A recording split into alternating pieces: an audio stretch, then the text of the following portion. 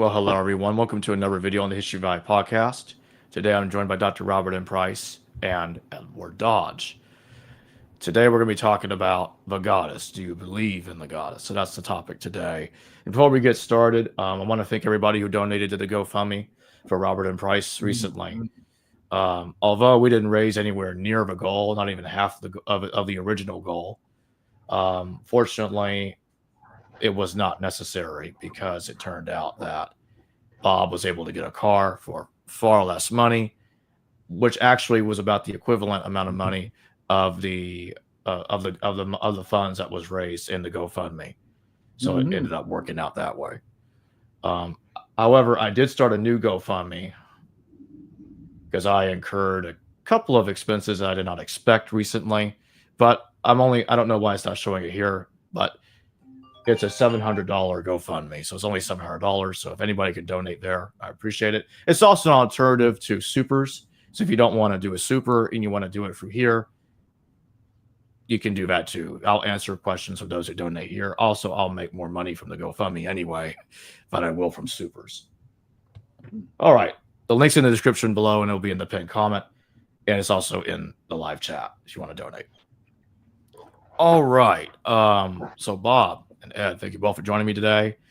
And Ed, the floor is yours. You suggested the topic. How do you want to start?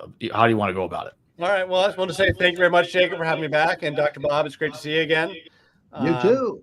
Glad to have you back. And I'm excited to have this conversation with you. I've been looking forward to this. So, yeah, because, I don't know if you guys are familiar, my book, History of the Goddess, where I talk all about Shara in the Old Testament, and it's rooted in the goddesses of the Old Testament is my book, but I go on into the neighboring cultures and into the New Testament and all over, because I'm making the argument, and so I wanted to talk to you, Bob, because I'm making the argument theologically that the Old Testament there in the parts of Ashara is that it's a theological divorce, that to arrive at monotheism, God was always part of those old pagan pantheons, but to arrive at monotheism, they had to get rid of the Divine Mother.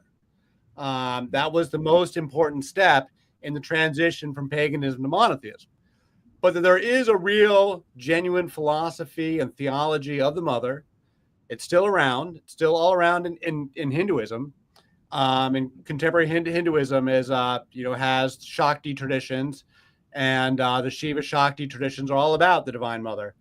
And so this hasn't gone away. So my argument is that there has been, a cross-cultural Divine Mother. Academics do not like this argument. They won't take me up on it because they're not doing theology. But I am doing theology. I'm making the argument that the traditions of Asherah and Astarte and Anat from the Old Testament are part of a continuum that starts in ancient Egypt and continues all the way into contemporary Hinduism, and that the goddess is a very real thing. And so one final point is just to have a dictionary definition of what I'm talking about here, so we're anchoring the conversation. We're very accustomed to the conversation of do you believe in God or do you not believe in God? Believe in God, not believe in God. This has been the conversation we've been having for like 250 years. But I'm saying there's another conversation to be had by putting the mother back in the equation. And so what is the mother?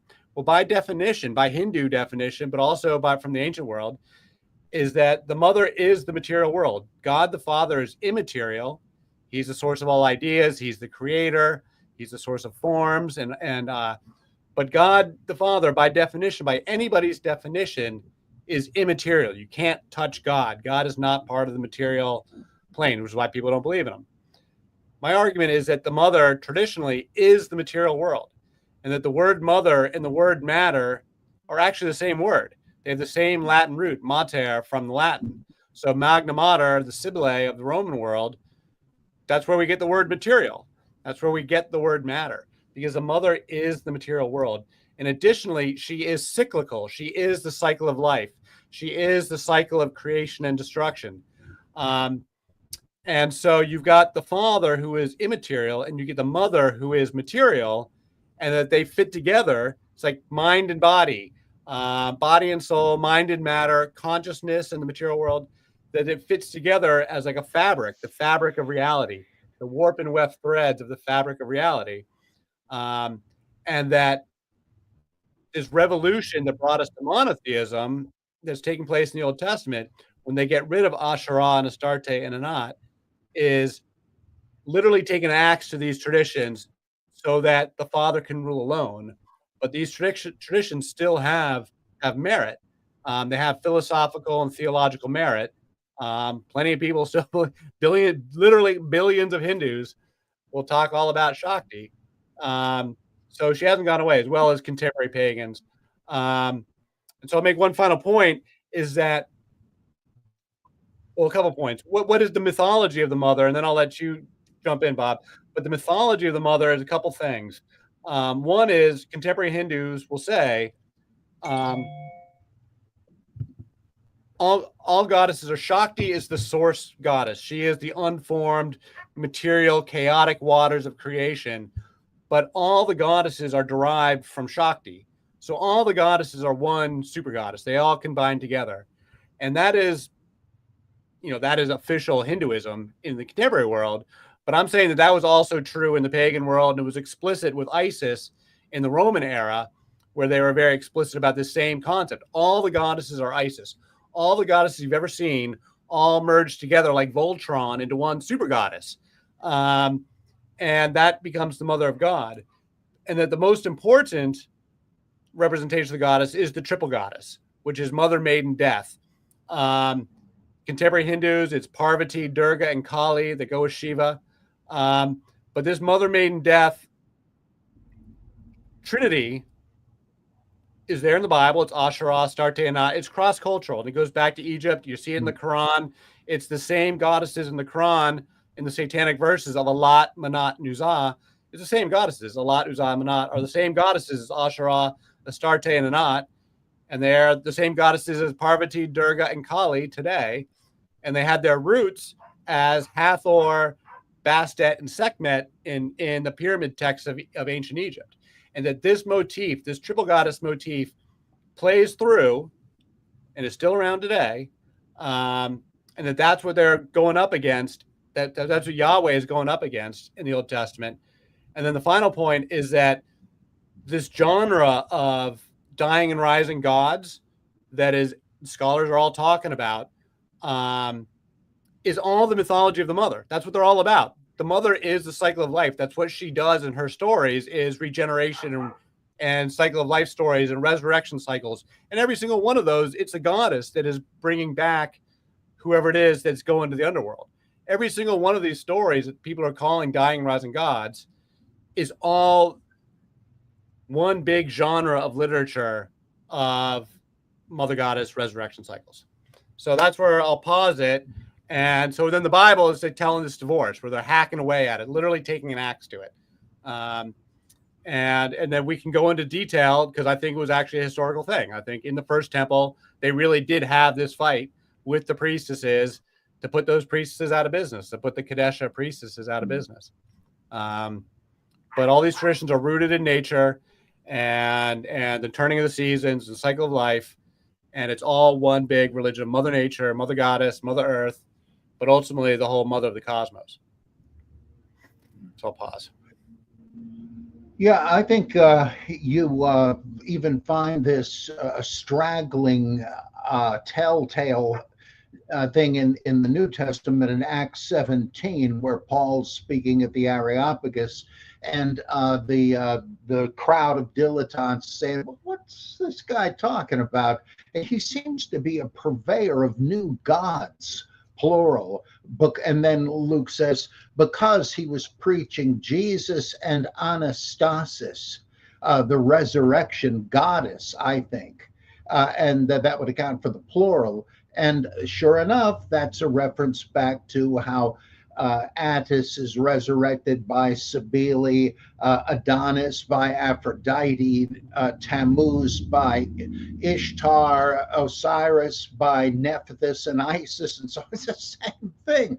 But there's this obvious thing in the early church where they In fact, my New Testament dissertation was about this, the widow traditions in Luke Acts, a feminist critical scrutiny, where I said that people misunderstand Luke, saying, well, he must have been some kind of proto-feminist because of the airtime he gives to holy women in the early church, the order of widows and the prophetesses. I said, no, take a closer look at this. He's trying to shut that down. And he brings it up in order to slap it down also in the pastoral epistles, same author, I think. This in turn makes me think of what Claude Lévi-Strauss said about the Oedipus cycle in his structuralist study of it, where he says that the real subtext of this is the dilemma that ancient people had trying to get their head around the fact that their myths told them that human beings were born directly from the earth. Versus what biology told them, that no, human beings are born from two like themselves, a man and a woman.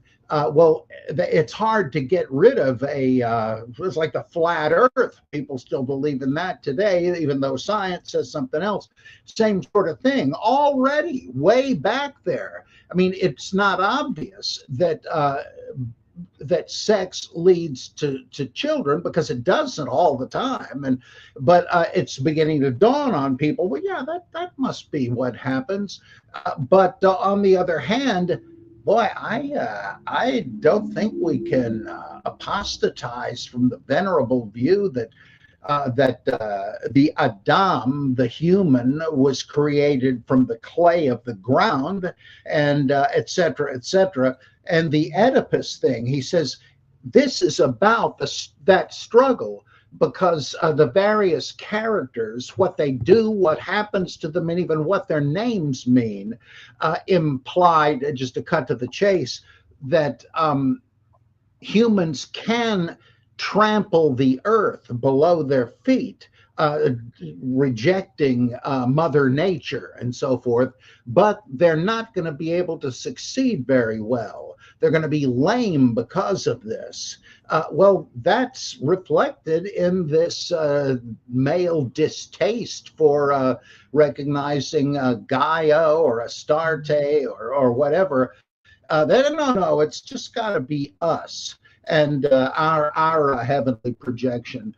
So that seems to me to be defensible and seems inevitably true through various channels of investigation.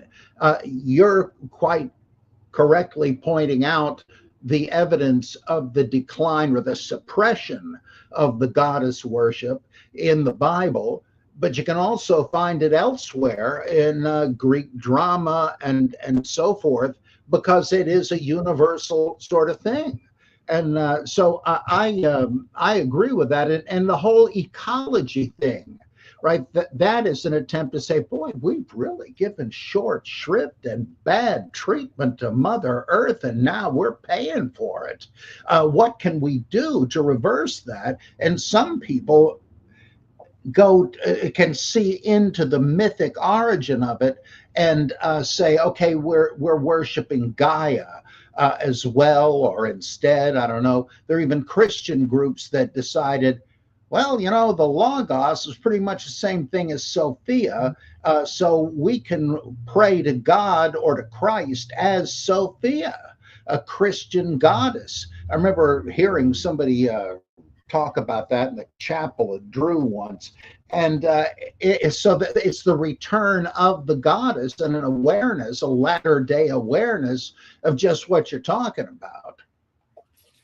Yeah, no, absolutely. I mean, I certainly believe, I didn't mention it before, I didn't want to jump into Jesus and Christianity in my opening statement, but I certainly believe that Christianity is a very deliberate synchronization of Judaism and the contemporary paganism of the Roman era, and that the resurrection cycle also fits right in, the Jesus resurrection also fits right into this genre, and that who is standing next to Jesus at the cross is the three Marys: Mother Mary, Mary Magdalene, And, the third one's a little more ambiguous, but Mary Salome, we'll call her. But the three Marys are venerated as, a Catholic tradition. I argue that they weren't just witnesses of the resurrection. They were fully responsible for it. That we've talked about swoon theory before. They give him a mystery potion that causes him to appear dead. They take him down off the cross after a very short time. They bandage his wounds. They lay him down to rest. They go back and nurse him back to health. The women, they're not just witnesses. They're responsible for it. And I think if you were a contemporary ISIS worshiper, it's important people don't recognize enough that ISIS was the most popular religion in the Roman Empire. The Alexandrian version of ISIS, where Osiris had been blended with Zeus to make Serapis. And so Isis and Serapis was like, the most widespread religion in the Roman Empire. They'd absorbed the Eleusinian mysteries, was the mysteries of Isis. And they have a trinity of mother, father, son. And so this would have been a very strong debate in those early centuries prior to Constantine of a debate over a trinity of mother, father, son versus a trinity of father, son, Holy Ghost, because the mother fits right in. And if you read the Gospels as yet another resurrection cycle, or yet again the Marys are doing it, so they're the ones who turn this man into a god. And I believe that, I'm not saying that's what happened. I'm not saying that this is evidence of what happened to the historical Jesus, but the stories are certainly written in a way that, especially with the mystery potion that's fed to Jesus on the cross, this would have been totally recognizable to an Isis follower, for whom Isis was the goddess of magic, the goddess of drugs, the goddess of medicines, the goddess of all this stuff. Like, you would have literally gone down to the Isis apothecary to procure your mystery potion to make your man, swoon and appear dead, because there are drugs like that, and we can talk about that. People do appear dead all the time. It's actually not unusual. A swoon theory is a perfectly reasonable explanation for the crucifixion. And if you put the women there, and Jesus was very close to women throughout his whole ministry, he's friends with women all over the place. So is Paul. So women were a big part of the early church. And then, as you've rightly pointed out, their authority just gets yanked out, quite, harshly. And they get, as soon as the religion gets big enough, the men take over. But I believe that you can totally look at the Jesus story as yet another goddess tradition. And you can, if you're an open-minded Christian, you can put the mother right back in the Trinity without missing a beat. It doesn't contradict the Gospels. It doesn't contradict God. The only thing it contradicts, what happens when you put the mother back in the equation with the Father, with the God, the Creator, is that God is our consciousness. It's our souls. He's the source of all consciousness. But the mother is the source of all matter. She is the cycle of creation and destruction. So everything God creates will ultimately be destroyed by her, which means he's not omnipotent. It undermines the claims of omnipotence that the monotheists want to make, because God is clearly not unlimited, not omnipotent. He has to work within the cycle of life and work within the cycle of balance. Everything has to be balanced. This is Egyptian cosmology is all about having a balanced world. And so suffering is balanced by joy, and life is balanced by death, and night is balanced by day, and on we go. That's why people object. One of the reasons why people object to God is that, like, why would an omnipotent, loving God make a world full of suffering, evil, and death? And a lot of people lose their faith over this very question. Many people have. When you put the mother back in the equation, then you see, oh, God's obligated to create a world with suffering because it's balanced by joy. He's obligated to create a world of death because it's the nature of the cycle of life. And that's the mother's power. That's her authority. She has intrinsic authority as well. And so, and that actually makes sense. Like, I left the church because it didn't make sense when I was 18, like I was like done. I grew up in church, and I decided, and I was raised in a scientific education, and I decided none of that stuff made sense. But when I put the mother back in the equation, I've become familiar with Hindu cosmology, and how it's always a male and female pairing. Then, it starts to make sense again, and I can believe in God. I'm just not believing in an omnipotent God. I believe in God. I believe that the whole universe is mind and matter, and that even modern day scientists, neuroscientists studying consciousness are coming to this conclusion within academia. They're calling it panpsychism, the idea that consciousness and matter are coexistent, all the way down to the fundamental foundations of reality. They call it panpsychism.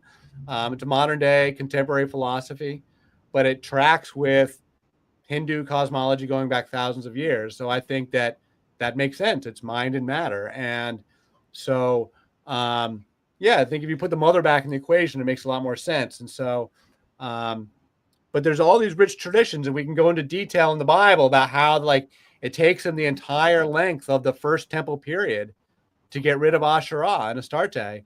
And because obviously it was a very, very serious fight. They were still fighting about it with Jeremiah, with the prophet Jeremiah,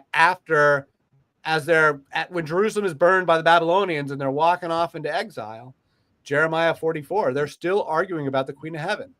And Jeremiah is castigating the women for, praying to the Queen of Heaven and saying, you brought this upon us. And the women are like, hell no, screw you, Jeremiah. Everything was great when we worshiped the Queen of Heaven.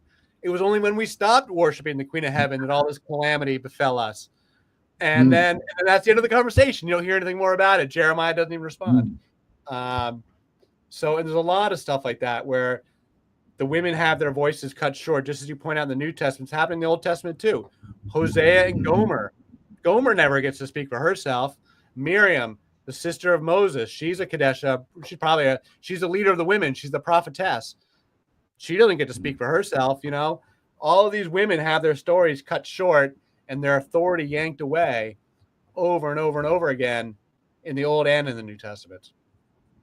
I got two little things that I think you might enjoy if you haven't already discovered them. One of those is, as one of my Bible Geek listeners pointed out to me, why is Rahab the harlot who decides she's going to align herself with Joshua's spies?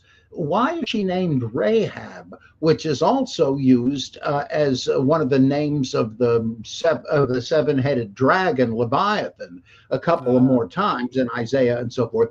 She must have been a priestess, or as I like to call him, a priestitude of the god of the dragon, and I think Leviathan was female also. And so that's one thing that suddenly made sense to me. The other thing is a variation on the theme you mentioned about the resurrection. The business about the anointing of Jesus by some unnamed woman, and there's a case of suppression also. It's kind of funny, right? She anoints Jesus, and Judas in one gospel, others in different gospels says, why are you letting her waste this expensive ointment? Isn't it our policy to cash this in and give to the poor? And he says, look, she saved it for the day of my burial. Well, that's interesting, because then you think of chapter 16, where the same woman, if it's Mary Magdalene, and I rather think it is, and it's been cut because it says, in the future, whenever this gospel is preached all over the world, they'll memorialize this woman, what's her name? I mean, they must have cut the name out.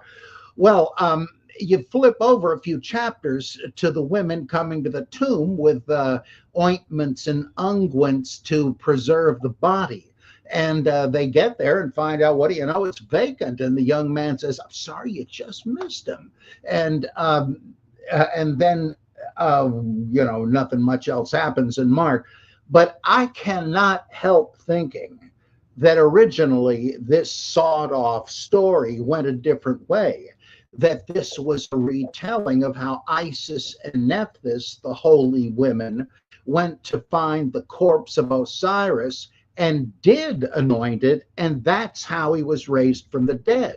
So I think that's the way it originally read, and that even the skepticism part of the chapter 14, Bethany anointing, why do they bother with the skepticism of the disciples? That is always a feature of miracle stories. You have the bar being raised because of people jeering. You'll never be able to do that, and of course he does. Well, I think that was originally part of it too. That the men disciples did go with the women, but when they saw they were going to waste all this ointment anointing a corpse, they said, well, what are you doing? There's no point in this. He's dead. You're not going to help him with this. You could sell it for the poor, help the living. Well, that's the skepticism. And they say, no, just wait. And they do anoint the body of Jesus, and bingo, he rises from the dead. You just have to reshuffle the pieces, which seem a little odd anyway. I mean, it sounds like it can't have read this way. Well, that's just another possibility for how the ISIS type thing was preserved. The whole role of the holy women. That is, I think Crossan sees this too, that we have this story because it was like a kind of codification of the mourning rites of the Christian women, just like we know the adherents of Cybele and Isis and so forth. We know from Plutarch and so forth that they had these mourning rituals.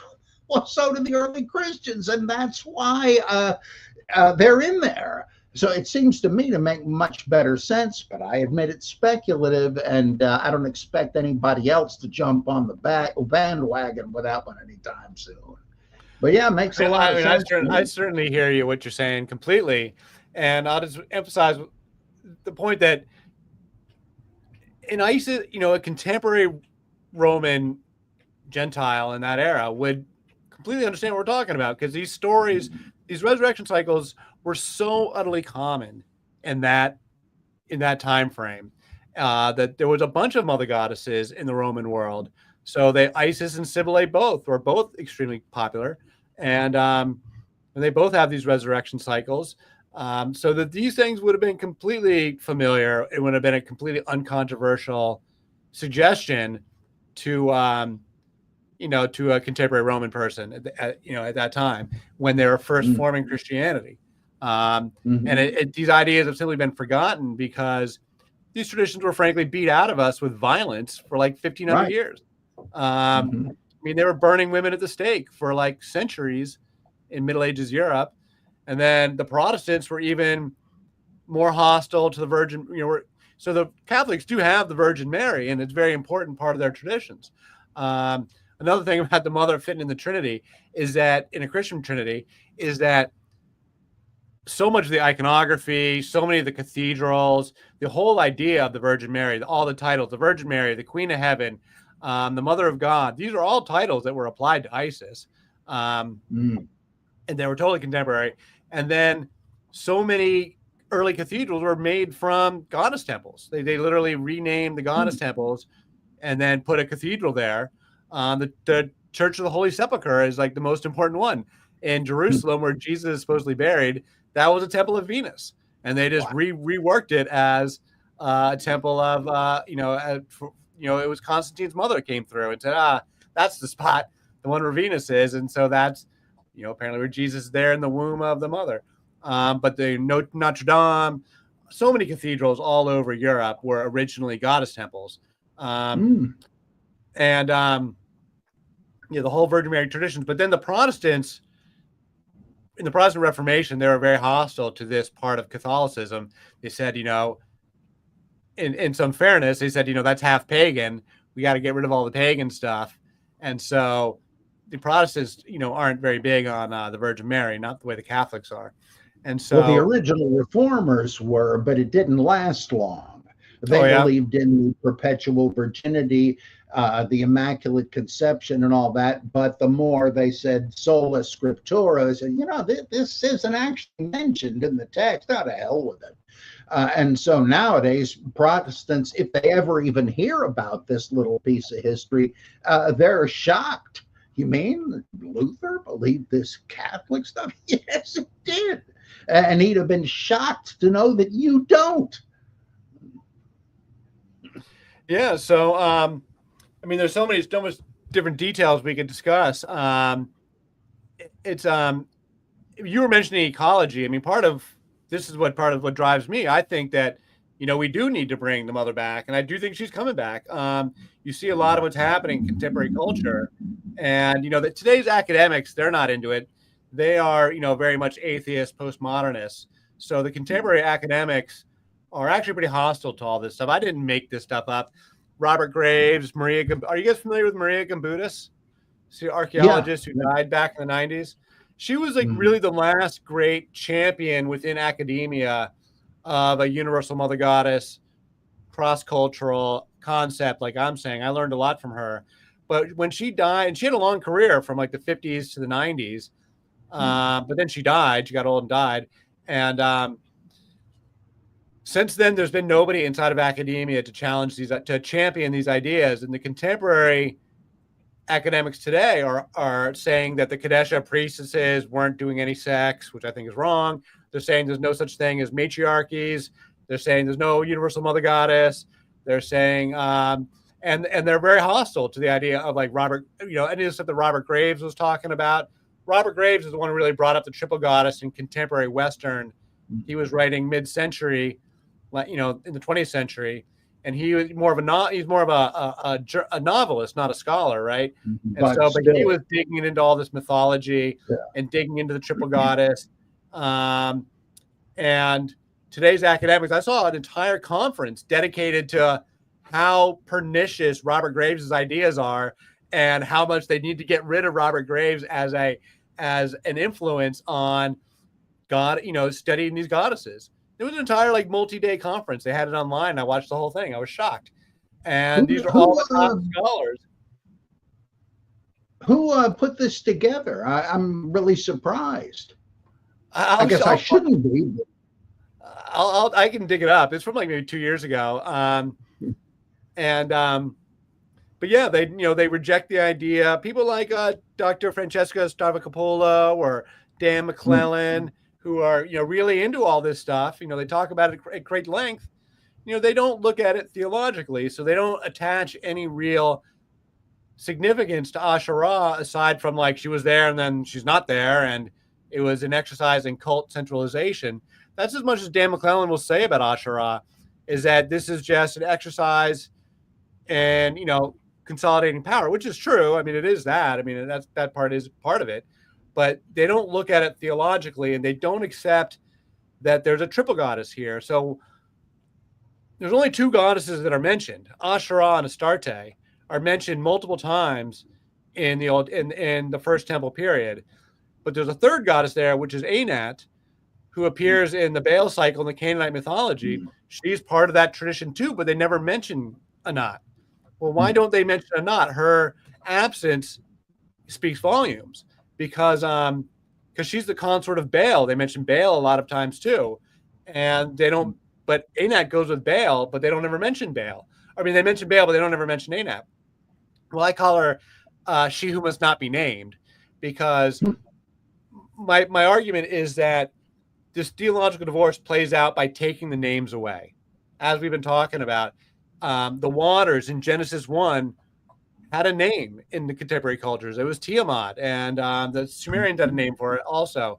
In other cultures, they have a name, and it's usually feminine, but they don't give it a name in Genesis 1. They say God created the heaven and the earth, and then the Spirit of God hovered over the surface of the deep waters, but then they never mention the waters again. God didn't create the waters.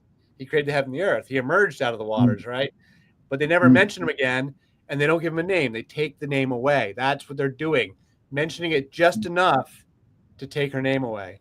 Then Asherah is usually, there's 40 references to Asherah, usually as the Asherah pole, which is like a totem pole, which they're chopping down. Every time they mention it, it's when they cut it down with an axe. But then that's always very unpopular. So the people put it back up again as soon as they get the chance, because it was the center of their popular culture. So they're insulting Asherah. They take an axe to Asherah.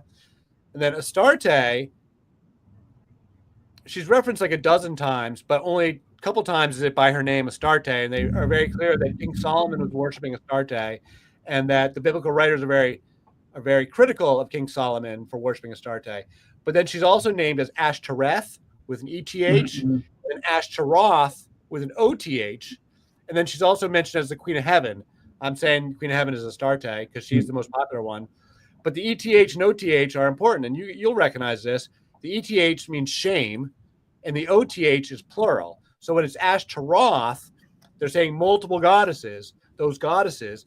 I'm saying that's the triple goddess. They're mentioning all three together because they go together, and their symbolism is intentionally fluid. You know, they can shapeshift from one to another.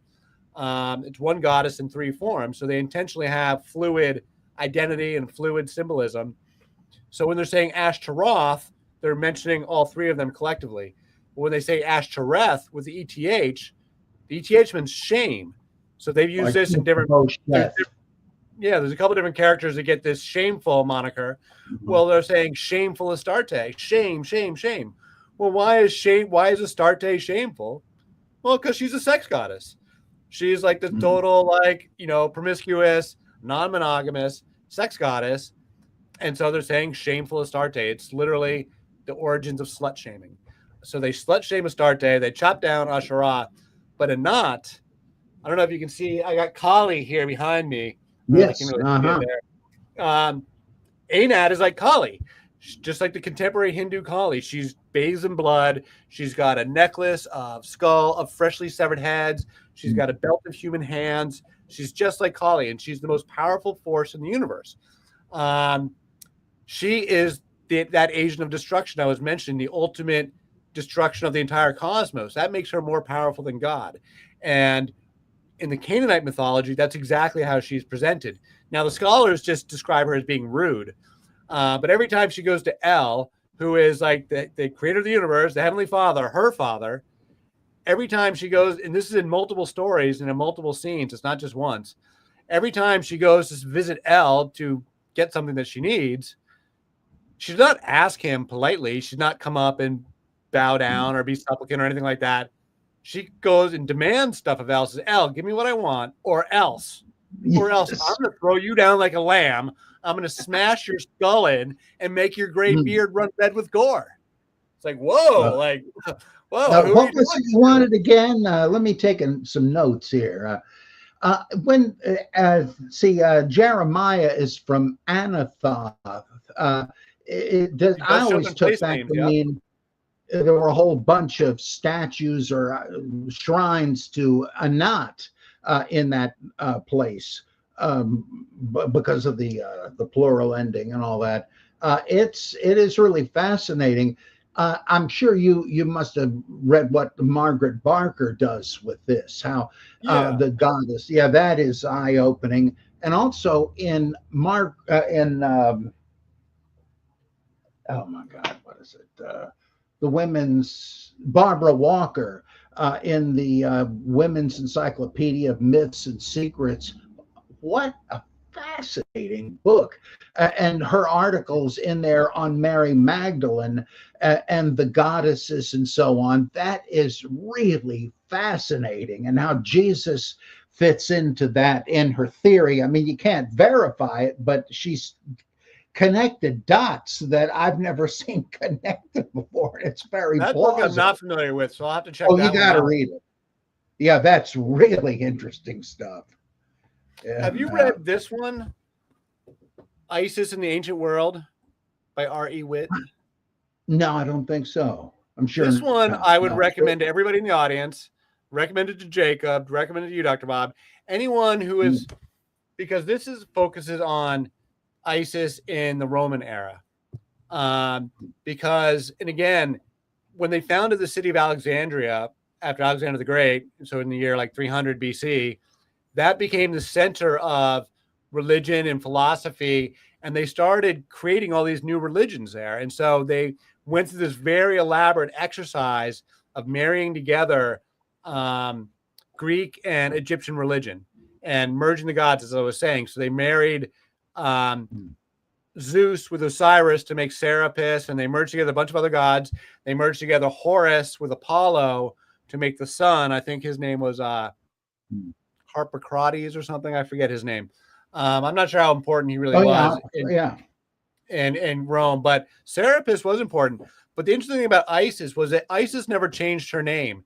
And Isis was deliberately and methodically syncretized with every important goddess in the entire Mediterranean. So they went around to every major temple, to the Artemis temple in Ephesus, and Aphrodite and Demeter specifically with the Eleusinian mysteries. And they went through, a ritual of syncretizing every single goddess, such that after 100 years or so, Isis became the super goddess of the Roman world. And it's like monotheism of the mother. And so she's the totality of everything. So she's syncretized all the other Egyptian goddesses. She's syncretized with everybody. So just like modern day Shakti says all the goddesses are Shakti, in the Roman world, you would have said all goddesses are Isis. And again, they have a trinity of mother, father, son. And that trinity kind of makes sense. Osiris is, he takes care of your soul after you die, and she takes care of the material world here in nature, right here. And I think that this gets lost in a lot of the discussion of early Christianity, is this Isis Serapis religion and how influential that was on the Christians, because it was the most popular religion. This is the one they were fighting with the most. Isis was the last goddess standing when the Christians came through and shut down all the pagan temples. The very last temple to be shut down was the temple of Isis in Egypt. She was the oldest and she was the longest lasting of all the goddesses of the ancient world. And she was by far the most widespread. And I firmly believe that this rivalry of a trinity of mother, father, son versus a trinity of father, son, Holy Ghost was really an argument, that this is one of the many different ways to interpret Jesus before the Orthodox took over. And there was plenty of pagans that liked Jesus. Like, nobody had a monopoly on Jesus, just as you can go to India today and find plenty of people who like Jesus in modern day India. They don't have a problem with Jesus in India. They don't have a problem with monotheism in India. It's just that they have a lot more than just monotheism, because they can reconcile monotheism, but monotheists can't reconcile back to Hinduism, because a monotheist can't reconcile Shakti. There's no place in the theological worldview of the Abrahamic faiths that can harmonize Shakti back to the Abrahamic. And the Muslims and the Hindus have been fighting over this for 1,000 years. So like, this is not like a new argument. Like, the Hindus and Muslims have been at each other's throats fighting over theology, right? For like nearly 1,000 years. And Hindu cosmology remains alive and well. They give us a lot of important stuff. They give us the zero.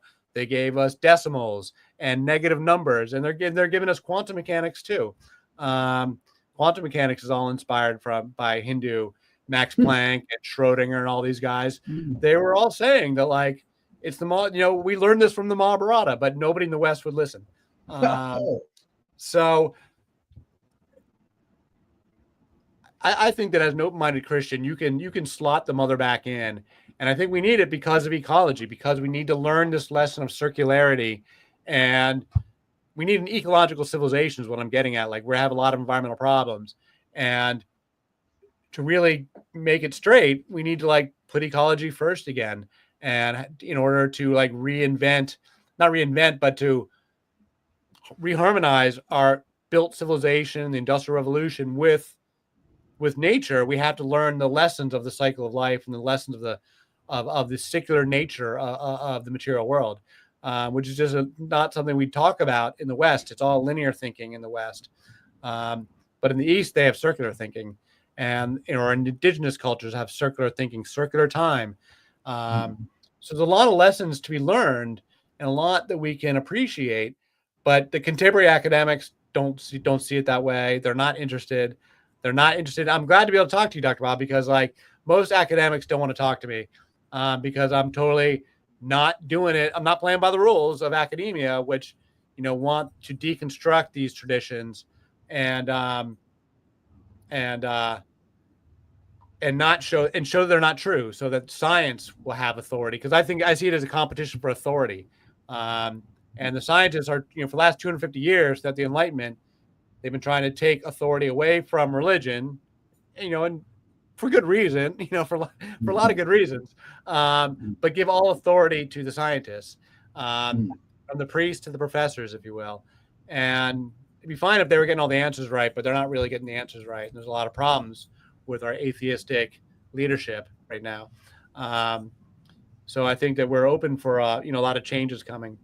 I don't know. I'll leave it to you guys to ask some questions, or if you got something to chime in. There's some super chats I've been waiting here a while. Right. Constellation Pegasus, thank you for your super chat. Any information on the Greek goddess Hecate and her relationship? Yeah, absolutely. So Hecate is she was called the triple goddess in Greece. So in the Greeks and Romans, they also have a triple goddess, but they swap out Kali for Hecate, who's a little less terrifying. So in the Eleusinian mysteries, the triple goddess is Demeter, she's the mother. Persephone is the daughter, and she's the one who's she's the goddess of spring, who's been snatched down to Hades to marry, Hades and become the queen of the underworld. Then she comes back, and that's their cycle of life story. She's the dying and rising goddess, Persephone. But then Hecate is part of that tradition as well. And so Hecate's job is that she's the one who accompanies you into death. So like when you die, Hecate is the one who's going to carry you over into the underworld. And there's a name for that. Hermes does that also. And there's a name for that kind of character, that one that accompanies you or guides you on that trip. But the term is escaping me. But yeah, so Hecate, a psychopomp. Yeah, that's it. Yeah. There's a few of them. The dog Anubis the dog that goes with Isis. He's also a psychopomp. So there's a few of them, but Hecate is absolutely a psychopomp. And then when you go to the Roman era, they get a new set of goddesses. It becomes Luna as the mother goddess, the moon, Diana, who's Artemis, as the maiden, and Hecate again. And that tradition carries through Middle Ages Europe right into modern day Wicca. And so in Middle Ages Europe, they were running around worshiping Diana, and Artemis became Diana. And so those were the pagan traditions they were kind of underground, or they were really out in the woods, away from, it's the peasant folks, away from the cities and away from the ecclesiastical authorities that would keep the pagan traditions alive in Middle Ages Europe. And they brought them into America. They brought them into with the first colonists. We had, you rarely hear about the pagan pilgrims in Marymount colony in the 1600s. Are you familiar with them, Dr. Bob?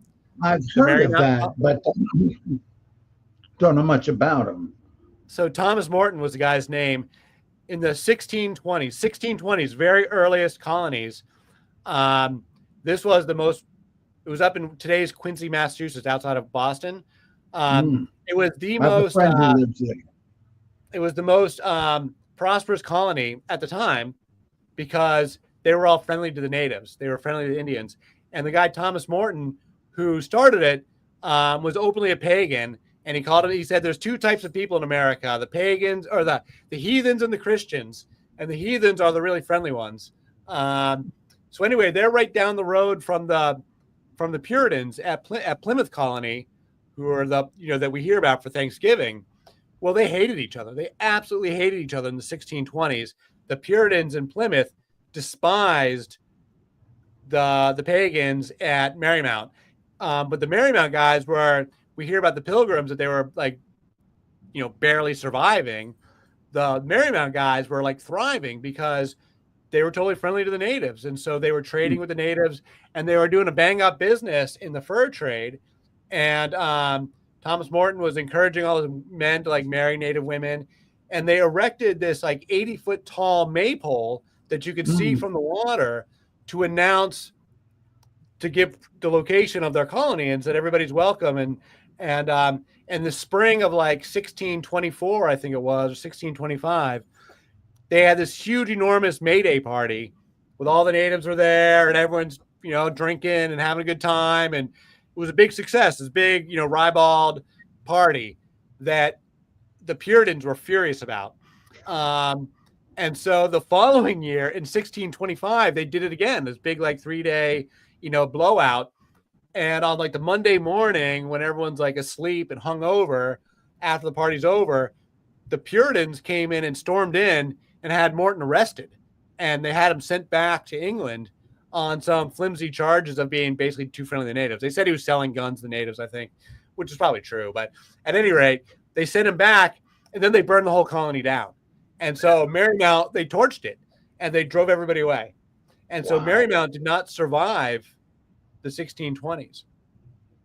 But we know it happened because both sides wrote books. Morton wrote a book, but so did the Puritans. They also wrote a book telling their side of the story. They both tell the exact same story, but from the opposing perspectives, where they both describe the other guy as a total villain, and we're virtuous and he's a villain. Both guys tell the exact same story, where they're the virtuous one and the other guy's the villain. And so Morton was eventually got off, but yeah, so he was arrested, sent to prison, but then survived the trial, and then kind of disappeared in history. But yeah, he wrote this book that was like, they called themselves the Pagan Pilgrims. They were friendly to natives. They had this big maypole, and so for the first 200 years of America, the big competition was whether it was going to be a Christian nation or a heathen nation. It was only the last 200 years we've been arguing about race and slavery, but for the first 200 years we were arguing about whether it was going to be a Christian nation or not. And so there was pagans, there was people friendly to natives, there was or just atheists and Enlightenment thinkers and all sorts of folks in America in the early days. And the Puritans, they wanted a like a theocracy, like a Christian theocracy, and they were ultimately waylaid by the Salem witch trials. It was the Puritans that did the Salem witch trials, and that was in the 1690s. So, a couple of generations later. But the Salem witch trials were a huge scandal. Like, it was a big deal. It was in all the newspapers, and it got a lot of journalism, a lot of press at the time. It was a big, famous thing at the time. And it was such a scandal that it ruined the Puritans' reputation, and they were totally destroyed as a political movement, and they kind of disappeared.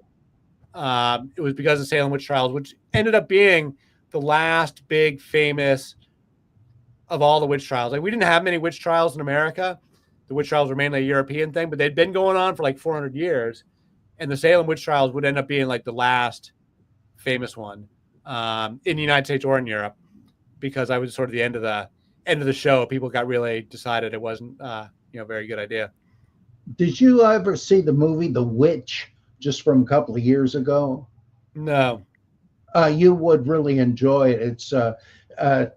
It's about this family of ultra Puritans who get excommunicated for their ultra strict stance, and they go start a hard scrabble farm, can barely get any crops to grow. And they're haunted by the belief that there's a witch out in the woods, which there is, and Satan is there, and it is amazingly well done from a Christian and a pagan standpoint. I don't want to say more about it because I think you'd really enjoy it. Also, is it a horror movie, or is it like it is, but it's not like disgusting and gruesome and so forth. Gotcha. It's really a fascinating, it really shows Christian spirituality and pagan spirituality.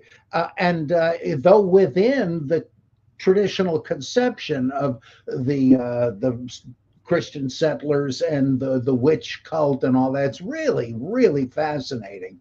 Also, I can't help thinking of one of H.P. Lovecraft's stories, The Horror at Red Hook, where in the 1920s there's a whole bunch of South Europeans and other people Lovecraft didn't care much for, and they're having these hidden dangerous rites in Red Hook, Brooklyn.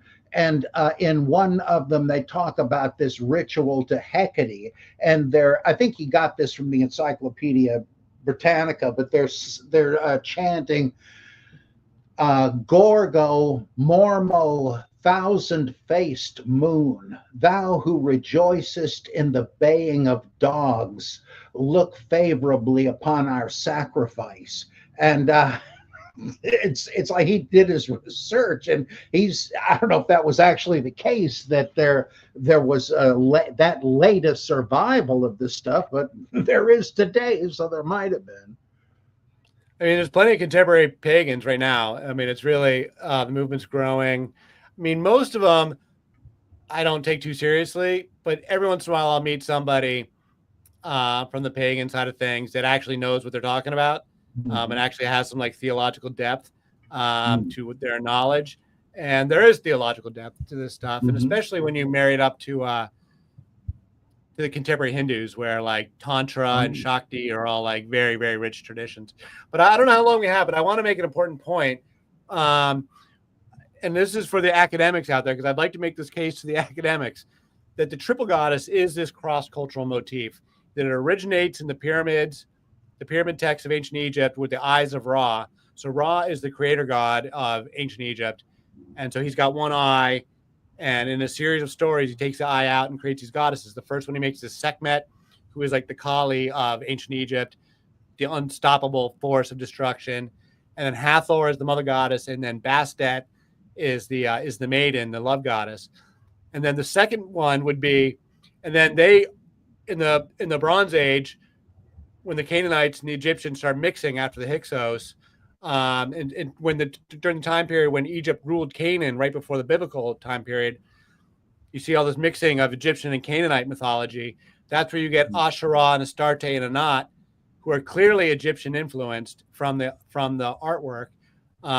They become the second one, and then this tradition continues.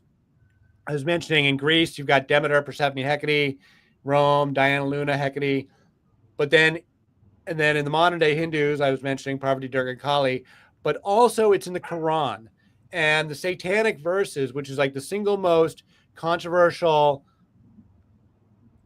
set of verses in the entire Quran, the most controversial thing in the entire life of Prophet Muhammad. Most people aren't really familiar with it, but they mention these same three goddesses again. Alat, who's the mother, she's the wife of Allah. Alat and Allah, they go together. Alat and Allah. She's almost indistinguishable in the iconography from her daughter Uzzah, who's the Venus goddess. They're because like it's mother maiden and they're like very beautiful and similar, so it's hard to tell them apart. And then they've got Manat, just like Anat but with an M, and she's kind of attested to the least. But all three of them are mentioned, and so and everybody all Islamic scholars understand that Allah was part of the pagan pantheon, and they just eliminated all the other gods. And so my position is that, so supposedly in satanic verses, the story goes, is that Muhammad, for a period of 8 years, said it was all right to pray to the, what they call them, the exalted Garanik, which is the high-flying cranes. And Muhammad said it was all right to keep them with you, Alat, Manat, Uzzah. But then 8 years later, he changed his mind and said, oh, no, that was Satan that, deceived me. And, so it's not all right. We're going to have pure monotheism. But clearly, Muhammad is wrestling with this same theological question: what to do about these goddesses? Because these goddesses are very popular, and they represent the very cycle of life itself. They're primeval. They're primordial. It's like saying the sun doesn't exist or something. It's like you can't deny that there is a turning of the seasons. You cannot deny that there is a cycle of life. We all get old and die. We can debate what happens after we die, but no one can debate that there is a cycle of life. And that's what these goddesses represent. So it's not such an easy thing to get rid of them. It's not so easy to get rid of them in the eyes of the people that are certainly familiar with them. And clearly, Muhammad himself was wrestling with this very same question. And so I think that this is important. And I have never seen a scholar ever once.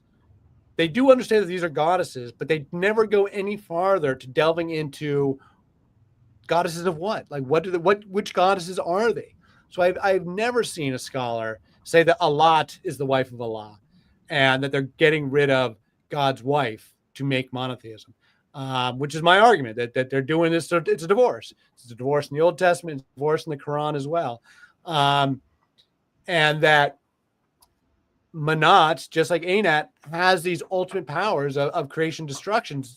And so that renders God not omnipotent. You can't have an omnipotent God if you've got Kali running around with the ultimate powers of destruction. It mitigates his omnipotence. So it's an important theological question. You literally cannot have an omnipotent monotheistic God and have these goddesses there too. And so it's an important metaphysical, philosophical concept. And it's an important theological concept. It's an important theological concept in the development of these religions. And that it was right there it's right there in the Quran as well. And it also begs the question of like, which was the deception? At which point did Satan deceive Muhammad? When he said that you should, or when he said that you shouldn't have the triple goddess in your heart? Because one of those is a deception. Either he was deceived in the first place or deceived in the second place. But if you bring the mother back, that makes monotheism impossible. So it's kind of kryptonite for Islam. So I think that's why they're so sensitive about it. Why Salman Rushdie got the fatwa against his life simply for using the name satanic verses in the title of his book. He doesn't even talk about it. He doesn't really even like go into any like theology about like the goddesses. It's just some fiction novel that he wrote. He doesn't really delve into it in any depth. He's certainly not making the case I make, but still it got the fatwa against him from the Ayatollah in Iran simply for mentioning the satanic verses, simply for drawing attention to it, I think, because I think it's a really extremely sensitive from Islamic theology, because Islamic theology is pure monotheism. And so they're really going to be hostile to any sense of a mother. Whereas for Christians, if you're an open-minded Christian, the mother raised Jesus. So, you don't really have to miss a beat. If you want to be open-minded about it as a Christian, you can have Jesus and have the mother without any contradiction at all. But you can't have the mother and have monotheism. Monotheism is by definition the Father all alone. And so this is an important question. And I'm telling the academics and telling the scholars, anyone that's listening, that this triple goddess motif from ancient Egypt to contemporary Hinduism is a continuous thread of ideas, and that it's an important theological concept, and that it has real heft and depth, and it's deserved to be paid attention to at an academic level. Constellation Pegasus, thank you for your super chat. He says, he says for Jacob. All right, thank you. GD, thank you for your super chat. Do you see any other examples outside of the Abrahamic context where the goddess tradition was usurped by patriarchal religion? Examples elsewhere? Yes, absolutely. 100%, because the existence of the goddesses in your stories alone is not enough.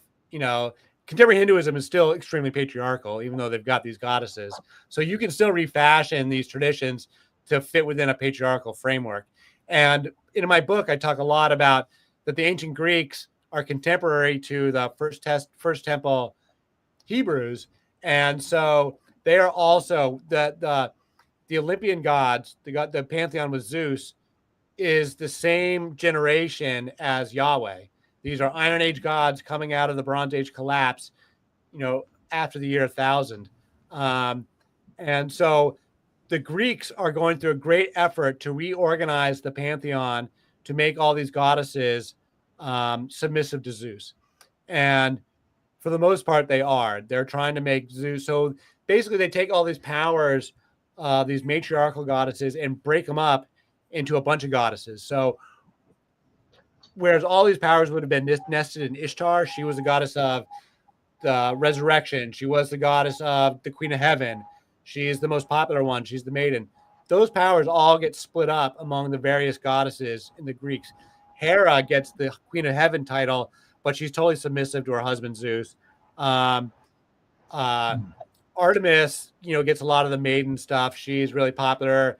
She's the hunter. Aphrodite and Athena so a lot of it's split between Aphrodite and Athena. Athena gets all the wisdom and warrior stuff, but she's totally sexless, and she defends the patriarchy. And Aphrodite is just sex. She's not the goddess of love and war. She's just love. And the goddess of war, like wisdom and fighting and stuff, is Athena. And so they split all these powers up, and then Demeter has important powers of her own. But again, she doesn't have the Queen of Heaven title. They break it all up.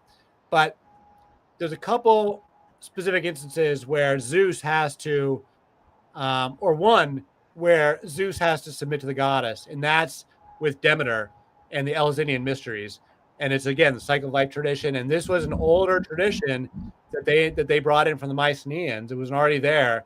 And in those stories, when Persephone is snatched down to the underworld and her mother Demeter, who's the goddess of grains and the goddess of, like, she's kind of the mother earth mother goddess. She's so upset that she renders everything to stop growing and everything. There's a famine and everyone's dying. Zeus tells her to stop and tells her to bring everything back, and she won't do it. And Zeus has to submit to Demeter. And then ultimately it's their mother, because Demeter and Zeus are brother and sister. It's their mother Rhea of the Titan generation. She's got to come down and give the order to Zeus, and she renders judgment. And that's a cycle of life tradition. That was the most popular and important religion in ancient Greece. And it's the only place where you see Zeus submitting to the goddesses. Everywhere else, everybody submits to Zeus, but that's the one exception. And so, yes, like the Greeks go through a great deal of effort. Homer and Hesiod go through a great deal of effort to reorder these traditions to, bust up the powers, because the old Bronze Age goddesses are not submissive to the male gods. Ishtar, Anat, these other goddesses from Mesopotamia, they're not submissive. And so that's a problem. If you want to have your women be submissive, you got to get rid of these. Part of it has to do with sex and matriarchy.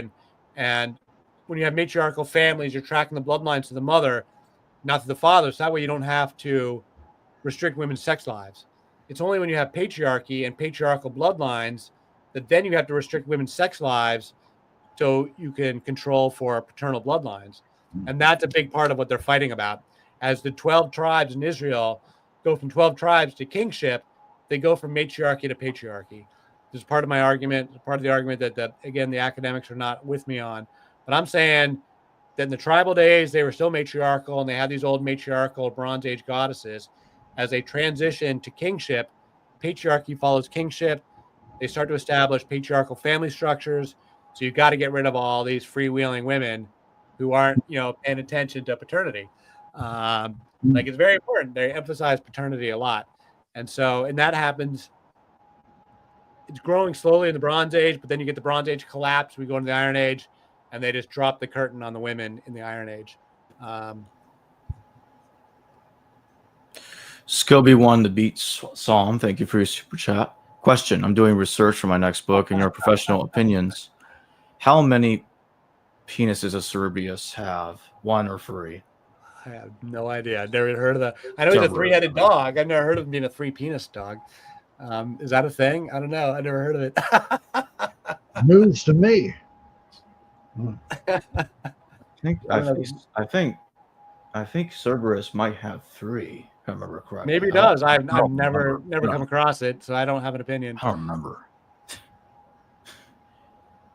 Solera Knight, thank you for your super chat. Edward, describe in detail what would be a great new religion for future humans to invent. Hey, I think we need to bring back the mother. I think we need more, community altars and less authority.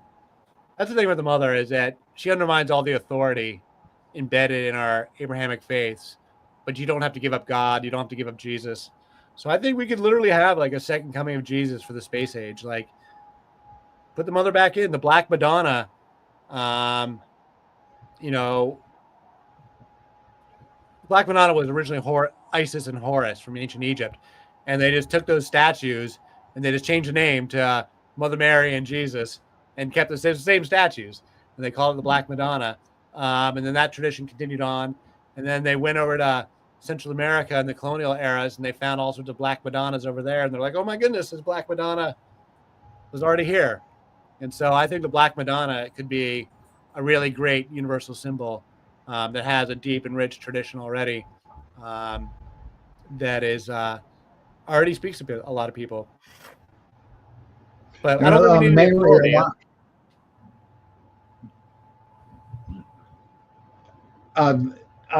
I think of a joke.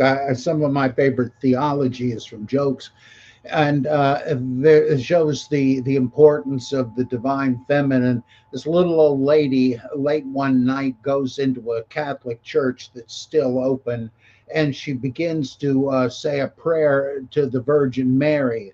And suddenly, the ceiling vanishes, and she sees directly into heaven, and there's Jesus sitting on his throne, and he says, my daughter, I've heard your prayer, and what is it you would have of me? And the woman says, "Shut up, I'm talking to your mother." Don't get me started on Unitarian jokes.